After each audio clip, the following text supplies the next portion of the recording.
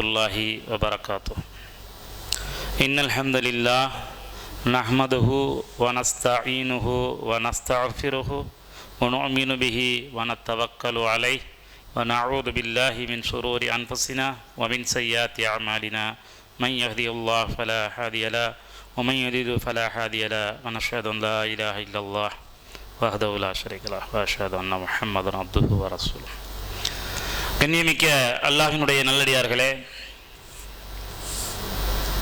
நாம் அல்லாஹ்வுடைய மாபெரும் கிருபையினால் அல்லாஹ் நமக்கு கடமையாக இருக்கக்கூடிய இந்த ஜும்மாவுடைய நாளிலே ஒன்று கூடியிருக்கிறோம். அல்லாஹ்வுடைய கட்டளையின்படி, அவனுடைய தூதரின் வழிகாட்டுதலின்படி சில மக்களுக்கு இது மாதிரியான வாய்ப்புகள் கிடைக்கிறது. பல மக்கள் இந்த வாய்ப்புகள் கிடைக்க பெறாமல் நம்மை விட்டு தூரமாக இருக்கிறாங்க. ஆனால் இப்படிப்பட்ட வாய்ப்பு நம்முடைய முயற்சியால் கிடைத்ததா அப்படின்னு பார்த்தோம் அப்படின்னு சொன்னால், இது அல்லாஹ்வுடைய மாபெரும் அருள் தான். இப்படிப்பட்ட வாய்ப்பு கிடைப்பதற்காக நாம் எந்த விதமான தியாகத்தையும் நாம் செய்யலை. நம்ம இந்த தாய் தகப்பனுடைய வயிற்றில் தான் பிறப்போம், இந்த மார்க்கத்தில் தான் பிறப்போம், இந்த மாதிரியான ஒரு குணத்தில் தான் இருப்போங்கிறது எதையுமே நாம் முடிவு செய்யலை. இது எல்லாமே அல்லாஹ் நமக்காக தேர்வு செய்து வழங்கி இருக்கக்கூடிய அருள். ஆனால் இந்த அருளை பற்றி நாம் என்னைக்காவது யோசித்து பார்த்துருப்போமா அப்படின்னு சொன்னால், அது பேசக்கூடிய நானும் கேட்கக்கூடிய நீங்களும் மிக சொற்பமாக வேணால் யோசிச்சிருக்கலாம், பெருவாரியாக இல்லைன்றது தான் உண்மையான நிதர்சனமான உண்மைகள். அந்த அடிப்படையில் தான் இன்றைக்கி நம்ம ஒரு நபித்தோழரை பற்றி பார்க்குறோம். அந்த நபித்தோழர் யார் அப்படின்னு சொன்னால், ரசூலுல்லாஹி ஸல்லல்லாஹு அலைஹி வஸல்லம் இஸ்லாத்தை சொல்வதற்கு முன்பாகவே ரசூலுல்லாஹி ஸல்லல்லாஹு அலைஹி வஸல்லத்துக்கு உற்ற நண்பராக இருந்த ஒரு நபித்தோழர். அவங்க அபூபக்கர் ரலியல்லாஹு தஆலா அன்ஹு. அவங்க ஏற்கனவே நட்பு நீங்கள் நெருக்கமாக இருக்கிற காலகட்டத்தில் தான் இஸ்லாம் ரசூலுல்லாஹி ஸல்லல்லாஹு அலைஹி வஸல்லம் அவங்க மக்களுக்கு எடுத்து வைக்கிற அந்த ஆரம்ப காலகட்டத்தில் எந்த விதமான சிந்தனையும், அதாவது மறு ஆய்வும் இல்லாமல் அப்படியே ஏற்றுக்கொண்ட நபர்களில் அபூபக்கர் ரலியல்லாஹு தஆலா அன்ஹு மிக முக்கியமானவங்க. அப்போ அந்த வாய்ப்பு கிடைக்கும் பொழுது அவங்க என்ன செஞ்சாங்க அப்படின்னு சொன்னால், எல்லா விஷயத்திலையுமே அவங்கள பின்தொடரக்கூடியவர்களாக இருந்தாங்க. இப்போ இன்றைக்கும் நமக்கு நிறைய வாய்ப்புகள் கிடைக்குது. எப்படி? நல்ல மார்க்கத்தை பேணக்கூடிய ஒரு பள்ளிவாசலாக இருக்கலாம், நல்ல மார்க்கத்தை போதிக்கக்கூடிய ஒரு மதரசாவாக இருக்கலாம், இல்லை ஒரு உயர்ந்த நற்குணமுடைய ஒரு நண்பராக இருக்கலாம், இல்லை குறைஞ்சபட்சம் வீட்டுக்குள்ளே இருக்கக்கூடிய நம்ம மனைவியாக கூட இருக்கலாம். அவங்க நம்மளை விட கூடுதலாக பேணுதலாக மார்க்கத்தை பின்பற்றக்கூடியவங்களாக இருப்பாங்க. நமக்கு கொஞ்சம் வெளி பிராக்கு ஜாஸ்தி இருக்கிறதுனால நம்மக்கிட்ட கொஞ்சம் பலகீனங்கள் கூட இருக்கும். ஆனால் அவங்க கூட இருக்கிறப்போவாவது அந்த மார்க்கத்தை நாம் கொஞ்சமாவது அவங்களோட சேர்ந்து பயணிக்கிறோமான்னு பார்த்தோம்னு சொன்னால், சில பேருக்கு தான் இது இந்த வாய்ப்பு, பலருக்கு இது கேள்விக்குறி தான். இப்படி நம்ம அன்றாடம் வாழக்கூடிய எல்லா வாழ்க்கையிலையுமே எப்படி நபிகள் ஸல்லல்லாஹு அலைஹி வஸல்லம் அவர்களுக்கும் அபூபக்கர் ரலியல்லாஹு தஆலா அன்ஹு அவர்களுக்கும் அந்த வாய்ப்பு கிடைக்கும் பொழுது அவர்கள் சரியாக பயன்படுத்தி கொண்டார்களோ, அதே போல் நாம் பயன்படுத்தி கொள்கிறோமா அப்படின்னு சொன்னால் கேள்விக்குறி தான்.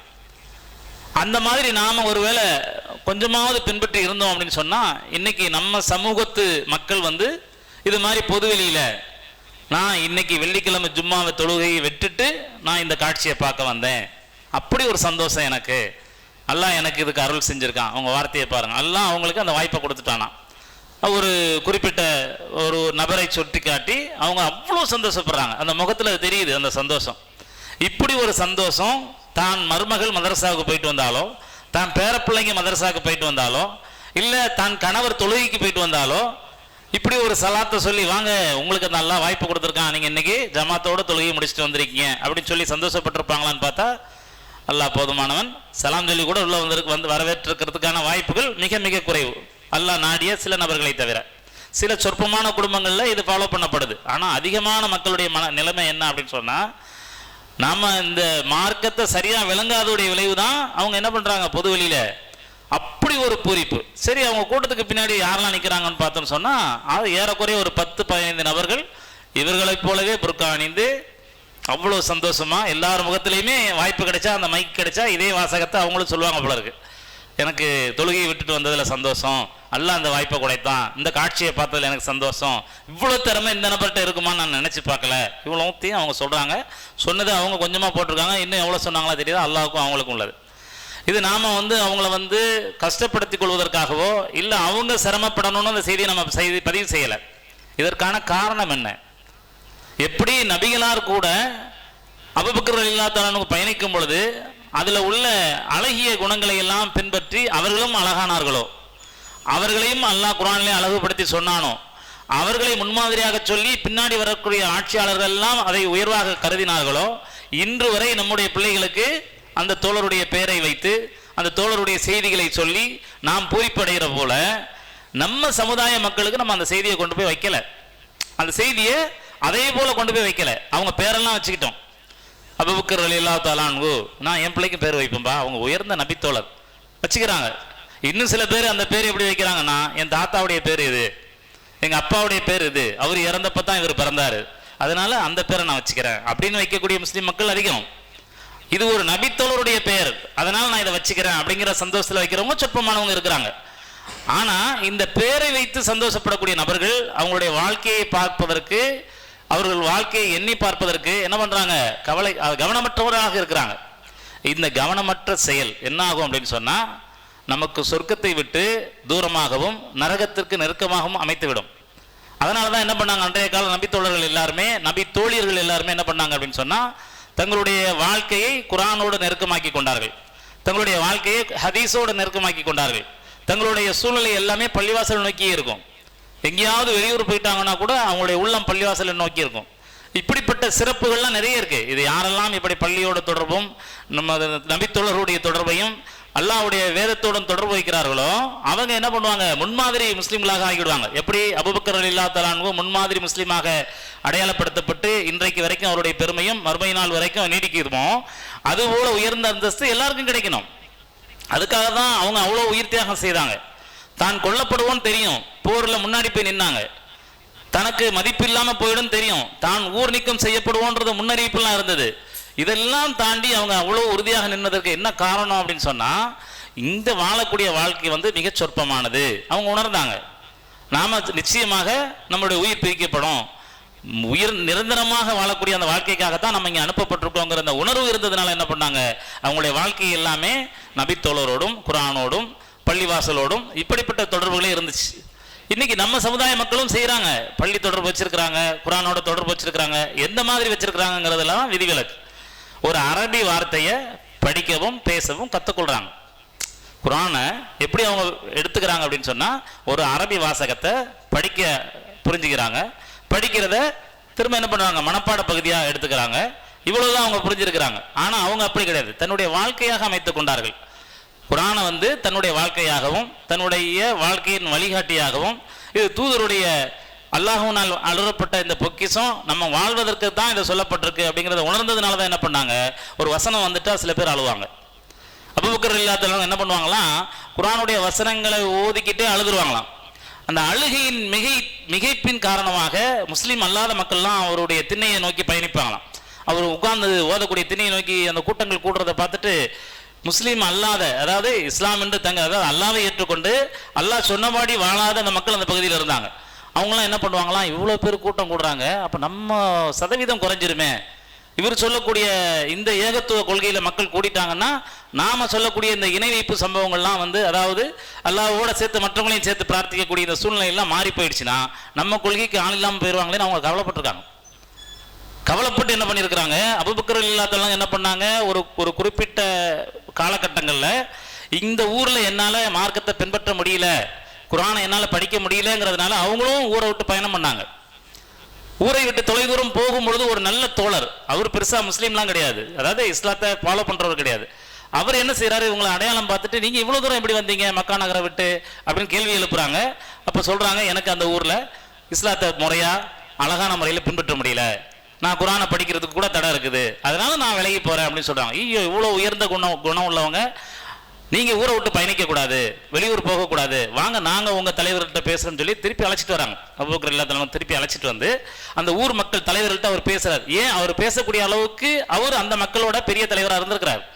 அவர் ஒரு ஊரில் அவர் பேச்சுக்கு கட்டுப்படக்கூடிய மக்கள் இருந்ததுனால அந்த ஊர் தலைவர்கள் நோக்கி நபித்தோழர் அழைச்சிட்டு அபூபக்கர் ரலியல்லாஹு அன்ஹு அழைச்சிட்டு இவருக்கு நீங்கள் எந்த தொந்தரவும் செய்யக்கூடாது, இவங்க இங்கே படிப்பாங்க, இவங்களுக்கு நான் தான் துணையாக இருப்பேன், நான் பாதுகாவலராக இருப்பேன்னு சொல்லி தான் விட்டுட்டு போகிறாங்க. இதுக்கு முன்னாடி நடந்த சம்பவம். இந்த மக்கள் கூட்டம் கூட்டமாக அந்த வசனத்தை நோக்கி பயணிக்கிறத பார்த்துட்டு அந்த மக்கள் என்ன பண்ணுறாங்க, அவரை கூப்பிட்றாங்க. நீங்கள் சொன்னீங்க, நீங்கள் ஒரு பெரிய மனுஷன் சொல்லி விட்டுட்டு போனீங்கன்னா அவருக்கு இடம் கொடுத்தோம். திரும்பவும் அவர் அதே மாதிரி குரானை வாசிக்கிறாரு. அவர் வாசிக்கக்கூடிய நேரத்தில் அதிகமாக அழுறாரு. அந்த அழுகையை நோக்கி அந்த மக்கள்லாம் பயணிக்கிறத பார்த்துட்டு எங்களால் நாங்கள் இருக்கக்கூடிய இந்த கொள்கை அழிஞ்சிருமோ நாங்கள் பயப்படுறோம்.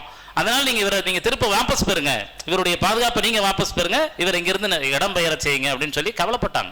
அப்போ அவங்க குரானோட தொடர்பு எப்படி இருந்திருக்கு பாருங்க. அவங்களுடைய குரானுடைய தொடர்பு, குரானுடைய வசனங்களை படிக்கும் பொழுது அழுதாங்கன்னா அவங்களுக்கு மறுமையுடைய ஞாபகம் வரும். இது எனக்காக தான் சொல்லப்பட்டுச்சு அப்படிங்கிற உணர்வு ஏற்படும். அது அல்லாஹ்வுடைய நினைவை அதிகப்படுத்தும். அல்லாஹ்வுடைய தூதருடைய வழிகாட்டுதலை அவங்களுக்கு அதிகப்படுத்தினதுனால அவங்களுக்கு அந்த அழுகையும் பிரச்சனைகளும் ஏற்பட்டுச்சு.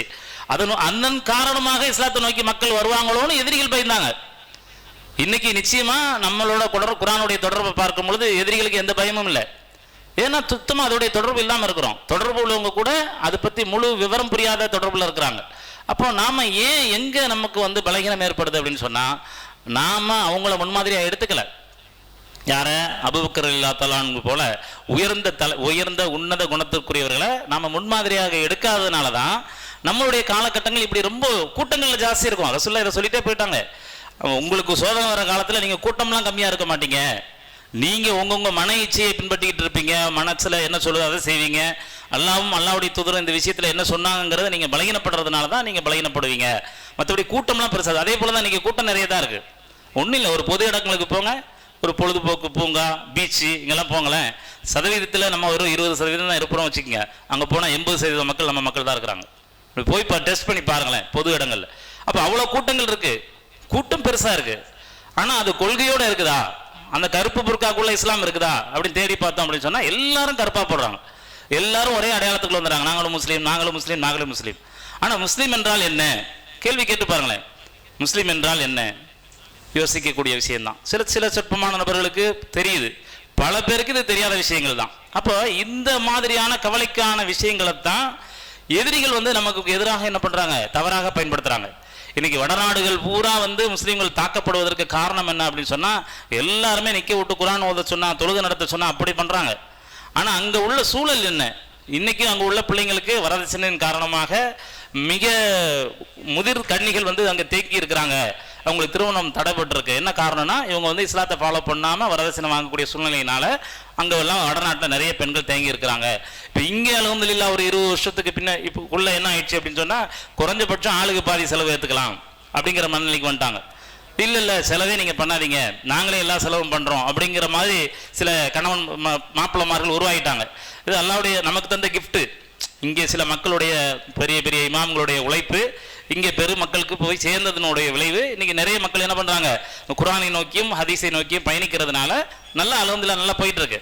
பல இடங்களில் ஐயோ இதெல்லாம் செய்யாதீங்கன்னு சொன்னால் கூட பெண் வீட்டுக்காரங்க கேட்கறதில்ல. மாப்பிள்ளை வீட்டுக்காரங்க ஏங்க நீங்கள் செலவு பண்ணாதீங்க, எல்லாம் எங்களை தான் செலவு பண்ண சொல்லியிருக்கலான்னு சொன்னால் கூட பெண் வீட்டுக்காரங்க கேட்கறதில்ல. அப்போ நீங்கள் முத நாள் செலவு பண்ணிட்டீங்களா, நாங்கள் செலவு பண்ணுறதுக்கு வாய்ப்பு கொடுக்கல, அப்போ நாங்கள் மறுநாள் செலவு பண்ணுறோம் அப்படின்னு சுமைகளை கூட்டிக்கிறாங்க. இஸ்லாம் அந்த மாதிரி சுமைகளை யார் தலையிலும் சுமத்துறதுக்கு வாய்ப்பு கொடுக்கல. ஒரு ஆண்மகனுக்கு தான் அந்த வாய்ப்பை கொடுக்குது. ஒருவேளை அவருக்கு வசதி இல்லையா, நீங்கள் எளிமையான முறையில் நடத்துங்க திருமணங்களை அப்படின்னு சொல்கிறாங்க. ஆனால் இந்த எளிமையை இஸ்லாமா விளங்காததுனால, எளிமைனா ஏதோ குறவுன்னு நினச்சிக்கிறாங்க. எளிமை என்பது அல்லாஹ்வுக்கும் அல்லாஹ்வுடைய தூதருக்கும் பொருத்தமானது. நாம் எப்படி விளங்குறோம் அப்படின்னு சொன்னால், அந்த எளிமையெல்லாம் பார்க்குறவங்க என்ன நினைப்பாங்க, ஒரே ஒரு பிள்ளை தான் வச்சிருக்கிற, ஒரு ஆம்பளை பிள்ளை தான், முதல் கல்யாணம் தான், கடைசி கல்யாணம் தான், அப்புறம் எத்தனை தான் பெற்றுக்கிறதே 3 தான், அப்புறம் முதல் கல்யாணத்துக்கு தான் கடைசி கல்யாணத்துக்கு தான் சொல்லி எப்படியாவது ஒரு வகையில் சைத்தானுடைய சிந்தனை உள்ள என்ன பண்ணிடுறாங்க, அதிகப்படியான செலவினங்களை திருமணத்தில் நடத்துகிறாங்க.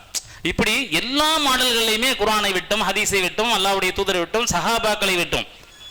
சஹாபாக்கள் இல்லாமல் நமக்கு மார்க்கம் இல்லை. சில பேர் அறியாமையினால் என்ன பண்ணுறாங்க, சஹாபாக்களை தள்ளி வச்சுட்டு மார்க்கத்தை பார்க்குறாங்க. அதுவும் தவறு. சஹாபாக்கள் இவ்வளோ பெரிய தியாகம் செய்யலை அப்படின்னு சொன்னால் இன்னைக்கு நமக்கு இஸ்லாம் கிடைச்சிருக்க வாய்ப்பே கிடையாது. அப்போது அவங்க காலத்தில் இப்படியெல்லாம் அழகாக பைண்டிங் பண்ணி கையில் கொண்டு வந்து கொடுக்குற அளவுக்கு சூழ்நிலைகள்லாம் கிடையாது. ரொம்ப சொற்பமான சில பதிவுகள், அவங்க ரொம்ப சிரமத்துக்கு இடையிலான பதிவுகள் அப்படி தான் இருந்துச்சு. அல்லாஹ்வுடைய தூதருடைய அந்த வார்த்தெடுப்பு அந்த தோழர்கள் தான் என்ன பண்ணாங்க, தங்களுடைய உயிர்களை ரொம்ப துச்சமாக மதித்து பல பாகங்களுக்கும் பயணம் பட்டு இஸ்லாத்தை நம்மக்கிட்ட கொண்டு சேர்த்துட்டாங்க. இப்போ கவலையான விஷயம் என்ன அப்படின்னு சொன்னால், இஸ்லாம் நமக்கு சேர்ந்துச்சு, நாமளும் அதை முழுமையாக ஏற்றுக்கொள்ளலை, பிறருக்கும் நாம் அதை போக விடாமல் பார்த்துக்கிட்டு இருக்கோம். அதோடைய விளைவு தான் என்ன ஆகுது அப்படின்னு சொன்னால் இன்றைக்கி இவ்வளோ கவலைக்கிரமான விஷயம் நடக்குது. ஒரு பெண் பேட்டி கொடுக்குறேன், அந்த அம்மா அந்த மாதிரி சந்தோஷத்தில் சொன்னாங்களா, நான் வந்து ஜும்மா விட்டுட்டு வந்துட்டேன், சந்தோஷம் எனக்கு இன்னைக்கு இந்த காட்சியை பார்த்தது எங்கள் மனநிறைவுன்னு அவங்க சொல்கிறாங்க. பின்னாடி இன்னொரு சகோதரி வந்து சொல்கிறாங்க, என் கணவர் மட்டும் நான் சொன்ன மாதிரி ஓட்டளிக்கலைன்னா அவரை நான் தலாக் பண்ணிவிடுவேன். பொது வெளியில் சொல்கிறாங்க. நம்ம எங்கே நிற்கிறோம், நம்ம செய்தி எங்கே போய் சேரும், நம்ம இப்படி பேசுறதுனால என்னென்ன விளைவுகள், எந்த சிந்தனையும் கிடையாது. இது எப்படிப்பட்டது அப்படின்னு சொன்னால், ஒரு 10வது மாணவன் 9வது படிக்கிற மாணவிகளுக்கு ஒரு காதல் ஏற்படும். அவங்க காதல் எப்படிப்பட்டதுன்னு நமக்கு தான் விளங்கும். எது அந்த 50 வயசு 40 வயசுக்காரங்களுக்கு தான் அந்த காதல் விளங்கும். அந்த 10 படிக்கிற பையனுக்கு 9 படிக்கிற பையனுக்கு என்னதான் இருக்கும், இதுதான் காதல் நினச்சிட்டு ஒரு மோசமான விளைவை நோக்கி பயணிப்பார். படிப்பை விட்டுருவார், வாழ்க்கையை விட்டுருவார், தொழுகையை விட்டுருவார், எல்லாத்தையும் விட்டுட்டு என்ன பண்ணுவார், அந்த ஒன்று தான் எல்லாமே நினச்சி பயணிப்பார். அவர் வாழ்க்கை ஃபெயிலர் ஆகிடும், படிப்புலையும் ஃபெயில் ஆகிடுவார், வாழ்க்கையும் ஃபெயில் ஆகிடும், அந்த காதலும் கடைசியில் ஃபெயில் ஆகிடும். எதுதான் இது மட்டும்தான் உறுதி நினைச்சாரோ அதுவும் ஃபெயில் ஆகிடும். அது மாதிரி இனம் புரியாத ஒரு காதலில் தான் வயது வந்த நாமளும் இருக்கிறோம், குரானோடும் ஹதீஸோடும். அவங்க எப்படி 9th 10th ஃபெயில் ஆகிட்டாங்களோ அதை மாதிரி நாம் இவ்வளோ முதிர்ச்சி அடைஞ்சும் கூட நாம் ஏன் ஃபெயில் ஆகிறோன்னா, அல்லாஹ்வுடைய தூதரும் அல்லாவும் அவனால் நமக்கு அறிமுகப்படுத்தப்பட்ட அந்த உயர்ந்த தோழர்களையும் நாம் வாசிக்க மறந்துட்டோம். பல தோழர்கள் இதில் சொல்லலாம். பல தோழர்கள் வந்து இஸ்லாத்தை ஃபாலோ பண்ணிட்டு அப்புறம் இஸ்லாத்துக்கு வந்த தோழர்கள்லாம் இருக்கிறாங்க. ஒன்றும் இல்லை, ஒரு பாங்கு சத்தம் கேட்டு நான் இஸ்லாத்துக்கு வந்தேன்னு சொன்ன எத்தனையோ தோழர்கள் இருக்கிறாங்க. பாங்கு சத்தம் என்னுடைய உள்ளத்தை ஈர்த்தது, அதன் விளைவாக நான் இஸ்லாத்தை நோக்கி பயணித்தேன். ஒரு முஸ்லீம் குடும்பங்கள் இந்த ஹோட்டலில் உட்காந்து சாப்பிட்டுட்டு போனாங்க. அவங்க சாப்பிட்ட நீட்னஸ், ஒரு சோறு கூட கீழே இல்லாமல், அசிங்கம் இல்லாமல் நீட்டாக சாப்பிட்டு போயிருந்தாங்க. இது எப்படி சாத்தியம்? நான் இன்னைக்கு ஒரு 50 கஸ்டமர் அட்டன் பண்ணேன், யாருடைய டேபிளும் இவ்வளோ சுத்தமாக இல்லையே. ஒரு முஸ்லீம் குடும்பம் வந்து சாப்பிட்டு போனது மட்டும் இவ்வளோ தூய்மையாக இருக்க எப்படின்னு நான் யோசித்தேன், நான் இஸ்லாத்துக்கு வந்தேன். இப்படி பல தோழர்கள் இஸ்லாத்தை நோக்கி பயணிக்கக்கூடிய இந்த காலகட்டத்தில் நாம் பூர்வீக குடிகள், நாங்கள் பூர்வீக முஸ்லீம் சொல்லக்கூடிய நம்மகிட்ட என்ன நிலைமை இருக்குது அப்படின்னு சொன்னால், முன்ன பார்த்த இந்த மாதிரி பலகீனங்கள் நிறைய இருக்குது. அப்போ இந்த பலகீனத்தை விட்டு நாம் விலகணும் அப்படின்னு சொன்னால், ஒவ்வொரு பள்ளிகள்லையுமே வெறும் தொழுகை நடத்தக்கூடாது, வெறும் மதரசா நடத்தக்கூடாது. அவங்களுக்கு பயிற்சி வகுப்பு இங்கே நடைபெறணும். அது பெண்களாக இருக்கட்டும், ஆண்களாக இருக்கட்டும், குழந்தைகளாக இருக்கட்டும், பெரியவங்களாக இருக்கட்டும், எல்லாருக்குமே பயிற்சி வகுப்பு நடக்கணும். இதை இஸ்லாத்தை படித்தவங்க கூட பலகீனம் வருவாங்க. எப்படின்னா, இப்போ ஓரளவு செய்தி தெரிஞ்சவங்கன்னு வச்சுக்கிறங்க, அவங்கள கூட நம்ம பயன்படுத்தாமல் விட்டோம்னா அவங்களுக்கும் பலகீனம் ஏற்படும். மனிதர்கள் அப்படி தான் படைக்கப்பட்டிருக்காங்க. இல்லைன்னா ஆதம் அலைஹிஸ்ஸலாத்துக்கு அந்த பலகீனம் வந்திருக்க வாய்ப்பே கிடையாது. அல்லாஹ்வுடைய செய்தி டைரக்டாக கிடைச்ச ஆதம் அலைஹிஸ்ஸலாம் அந்த சைத்தானுடைய செய்திக்கு இறங்கினாங்களா இல்லையா? இப்படி தான் நம்ம படைக்கப்பட்டிருக்கோம். அப்போ நாமளும் ஓரளவு செய்தி தெரிஞ்ச நாமளும் என்ன பண்ணணும், பிறருக்கு சொல்கிறதுக்கு முயற்சி பண்ணிக்கிட்டே இருக்கணும். பிறருக்கு சொல்கிறதுக்கு முயற்சி பண்ணுறதுக்காகவே நாம படிக்க போவோம். நாம் படித்ததை பிறருக்கு சொல்லும் பொழுது நமக்கும் அல்லாஹ்வுடைய அருளும் கிடைக்கும், பாதையும் அழகாக இருக்கும். நாம் இவ்வளோ சொல்லிட்டு இந்த தவறை செய்கிறதா, நாம் இவ்வளோ சொல்லிட்டு இது மாதிரி கையில் 3வது விரல் 4வது விரலை பிடிக்கிறதா, நாம் போய் அதுக்கு ஆதரவாக இருக்கிறதா, நாம் போய் வரதட்சணை வாங்குறதா, இப்படி வெக்கப்பட்டு நாம் என்ன பண்ணுவோம், அல்லாஹ்வோடு வெக்கப்பட்டு, அல்லாஹ்வுடைய தூதரோடு வெக்கப்பட்டு, குரானோடு வெக்கப்பட்டு, அப்படி வெக்கப்பட்டு நம்மளை நாம் மாற்றிக்கிறதுக்கு அது ஒரு தர்பியத்து. இதே தர்பியத்து ஒவ்வொரு பள்ளிகளையும் நடக்கணும். அந்த பள்ளிகளில் எல்லாருக்கும் போய் செய்தி சேரணும். இந்த பிரதிபலிப்பு தான் முஸ்லீம் அல்லாத மக்களுக்கு இஸ்லாத்தை கொண்டு போய் சேர்க்கும். இன்னைக்கு பல சகோதரர்கள் இஸ்லாத்துக்கு வந்துடுறாங்க, அவங்களுக்கு கல்யாண நேரம் வருது, கல்யாணத்தை இப்படி கொஞ்சம் எளிமையாக நடத்திப்போம், பள்ளியில் நடத்திப்போம்னா, ஏய் சும்மாறா, நீ அப்பா அம்மா மதிக்கக்கூடாதுன்னு நினைக்கிறாரு. அந்த இஸ்லாத்துக்கு வராத பேரண்ட்ஸு இஸ்லாத்துக்கு வந்த பையனுக்கு சொல்லக்கூடிய செய்தி. எங்கள் தெருவில் எத்தனையோ பாய்ங்க இருக்கிறாங்க, அவங்களாம் பூர்வீக பாய், அவங்க விருப்பப்படி எல்லா சடங்குகளும் செய்கிறாங்க. நீ என்ன இது கூடாது அது கூடாதுன்னு சொல்கிறப்பா, எல்லாம் செய்யணும்பா. அப்போ நீ எங்களை பெற்றோரை மதிக்காததுனால இந்த வார்த்தையை சொல்கிறேன்ற மாதிரி அவங்க விளங்கிக்கிறாங்க. அப்போ நாம அல்லாஹ்வுடைய தூதருடைய செய்தியை விட்டதால, அல்லாஹ் சொன்ன அந்த வசனங்களை விட்டதுனால நாம பலகீனப்பட்டு போயிட்டோம். வந்தவங்களும் நம்மளோட சேர்ந்து பலகீனப்பட்டாங்க. அதுக்கு ஒரு சம்பவம் சொல்லலாம். ஒரு பையன், மதுரை வாயிலை சார்ந்த ஒரு பையன், மோதினார் பள்ளியாசலை திறக்கிறதுக்கு முன்னாடி போய் கதவை தட்டுறாரு. மோதினார் வருத்தப்பட்டு நம்மள்ட்ட சொல்கிறார், எங்க சுபு தொழுகைக்கு எங்களால் ஒரு 5 மணி 4:30 மணிக்கு தாங்க கதவை திறக்க முடியும். இந்த பையன், இந்த உமருங்கிற பையன் காலையில் வந்து கதவை தட்டுறான், மணி பார்த்தா 3:30 மணி. ஏங்க, இல்லை அவங்க வீட்டில் தகச்சு தொழ முடியாதான், அதான் இங்கே வந்து தொழுகிறான், பள்ளிவாசலில் வந்து இந்த மாதிரி டிஸ்டர்ப் பண்ணுறான் பாய், கொஞ்சம் சொல்லுங்கள் அவருக்கு அப்படின்றார். இப்படி இருந்த ஒரு பையனை நம்ம ஒரு பிள்ளைக்கு திருமணம் பண்ணி வைக்கிறோம். இவங்க யார், திருமணத்தை ஏற்றுக்கிட்டவங்க யார் அப்படின்னு சொன்னால், அந்த பெண் வந்து ஆலிமா, மதரசால பாடம் எடுக்கிறவங்க, பெண்ணோட தம்பி ஆலிம் படித்த பையன், பயான் மேடையில் பயான் பேசுகிறாரு. இவங்க வீட்டில் யாரும் சுபு தொழுகைக்கு எந்திரிக்கிறதில்ல. பையனை கட்டி கொடுத்துட்டோம். அந்த பையன் மட்டும் தொழுகைக்கு வந்துக்கிட்டு இருந்தான். பாய் எவ்வளோ எழுப்பி பார்க்குறேன் பாய், 2 பேரும் தொழுவ மாட்டேங்கிறாங்கன்னு சும்மா முதல்ல சொல்லிக்கிட்டு இருந்தான். கொஞ்ச நாள் போச்சு, இவனும் தொழுகைக்கு வரதில்லை இந்த பையனும். இன்னும் கொஞ்ச நாள் போச்சு, ஏங்க சரியாக வீட்டுக்கே வர மாட்டேங்கிறாருங்கன்னு அந்த பொண்ணு ஃபோன் பண்ணுது. பொண்ணு நம்மக்கிட்ட படித்த பொண்ணு தான் ஃபோன் பண்ணுது.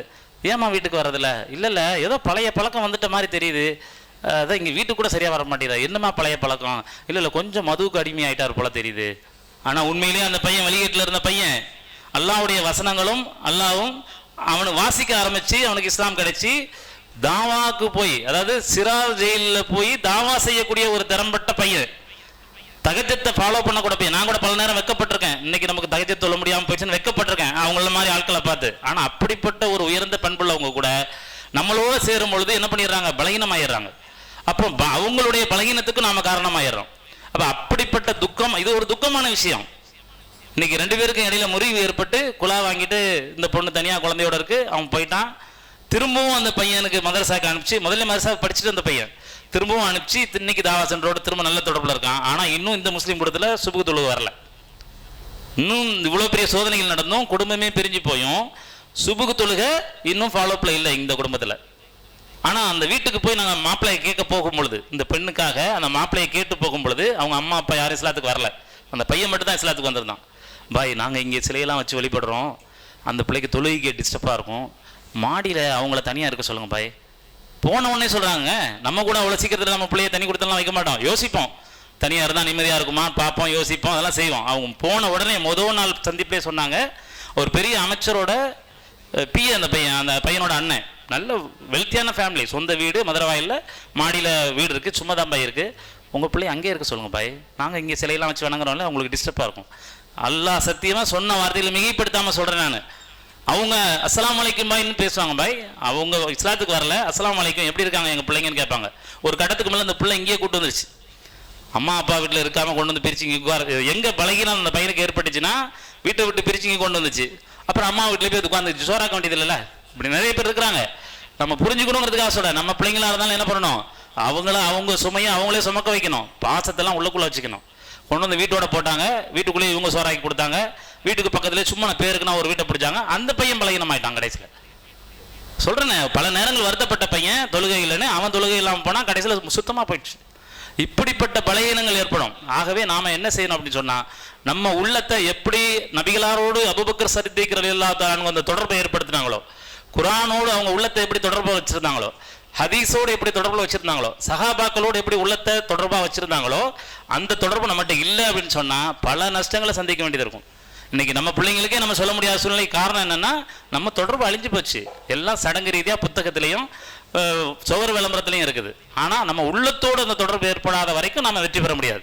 அப்போ நம்ம வெற்றிக்கான வழி, பல சதிகளை செய்கிறான் தைரியமாக. தேர்தல் நேரத்தில் கூட இஸ்லாத்துக்கு எதிரான பல சதிகளை செய்கிறான். அந்த தொகுதி வரையறெல்லாம் ரொம்ப மோசமான விஷயம். உட்காந்து படித்தவங்களுக்கு தெரியும், இல்லை அதை யோசிச்சுக்கிறவங்களுக்கு தான் தெரியும். அவ்வளோ மோசமான விஷயம். அதுக்கு ஒரு பெண்கள் இடஒதுக்கீடுங்கிற ஒரு வார்த்தையை முன்னாடி வச்சு பின்னாடி கொண்டு வந்து சொல்லுறான் பாருங்க. இவ்வளோ மோசமான வேலையெல்லாம் இஸ்லாத்தை கருவறுக்கத்தான் நடக்குது. அப்படி தான் நடக்கும். இஸ்லாத்தை ஃபாலோ பண்ணும்போது இந்த மாதிரி சோதனைகள் ஏற்படும். அந்த காலத்துலையும் இருந்தது, இந்த காலத்துலையும் இருக்கும், இனிமேல் வர காலத்துலையும் இருக்கும்.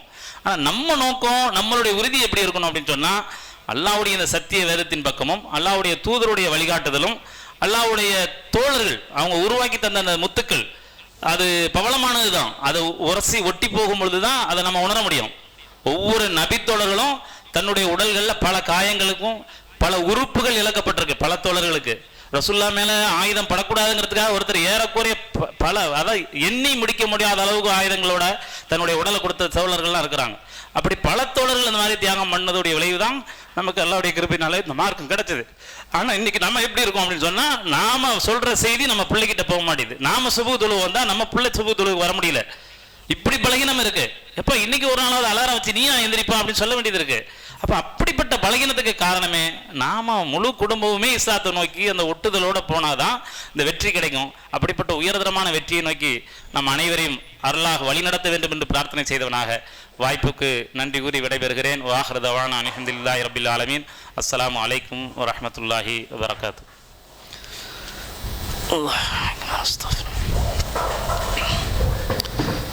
அல்லாஹ்வுடைய மாபெரும் கிருபையினால நமக்கெல்லாம் கிடைத்த இந்த அரிய வாய்ப்பு எல்லா மக்களுக்கும் கிடைக்கணும் அப்படிங்கிற நோக்கத்தோட நம்மளுடைய வாழ்க்கையிலும் நம்மளுடைய பிள்ளைகளுடைய வாழ்க்கையிலும் குடும்பத்தாருக்கு மத்தியிலும் அந்த இஸ்லாம் பிரதிபலிக்க வேண்டும் என்று சொன்னால் நாம் முழு உள்ளத்தையும், அதாவது நம்மளுடைய முழு உள்ளத்தையும் அல்லாவும் அல்லாவுடைய தூதரும் சஹாபாக்களும் எப்படி வழிகாட்டி சென்றார்களோ அந்த அடிப்படையில் நம்ம உள்ளத்தை அதன் பக்கம் நாம் பயணிக்கும் பொழுது முழு வெற்றி பெற முடியும். அப்படி நாம் தவறணும் அப்படின்னு சொன்னால் அல்லாஹ் குர்ஆனில் சொல்லி காட்டுறான், இந்த குர்ஆனை கொண்டு நேர்வழி பெறுவரும் இருக்கிறாங்க, இதே குர்ஆனை கொண்டு வழிதவரும் செய்வோம் அப்படின்னு சொன்னால் அந்த இன்னைக்கு நம்ம கண்கூட பார்க்குறோம். பல பேர் இதை நோக்கி உள்ளே வர்றாங்க, சில பேர் இதுலேருந்து வெளியே போகிறாங்க. முஸ்லீம் மாகுல்லையே சில பெண்கள் கூட்டம் கூட்டமாக வெளியே போயிட்டு இருக்கிறாங்க. இதெல்லாம் நாங்கள் கண்கூட பார்க்குறோம். சில இடங்கள்லேருந்து ஃபோன் கால் வருது, வாங்க இதுக்கு என்ன செய்யலான்னு தெரியல அப்படின்னு ஃபோன் பண்ணி கூப்பிடுறாங்க. நம்மளால் எந்த சில உதவிகளை செய்கிறோம். இது வந்து அல்லாஹ்வுடைய பெரிய பாதுகாப்பில் சில வேலைகள் நடக்குது. ஆனால் அவங்க எதிரிகளுடைய சூழ்ச்சியெலாம் இருக்குதே, அவங்க கவனத்துக்கு போயிடுச்சுன்னா மிக சிரமமாக போயிடும். அப்படிப்பட்ட சோதனைகளிலிருந்து படைத்த இறைவன் நம் அனைவரையும் பாதுகாக்க வேண்டும் என்று பிரார்த்தனை செய்து வல்ல அல்லாஹ்விடம் அனைத்து உதவிகளும் பெற்றவர்களாக நாம் வாழ வேண்டும் என்று அல்லாஹ் நமக்கு அருள் செய்ய வேண்டும். வாஹிரு தவானா அல்ஹம்துலில்லாஹி ரப்பில் ஆலமீன். அஸ்ஸலாமு அலைக்கும் வரஹ்மத்துல்லாஹி வபரகாத்துஹு.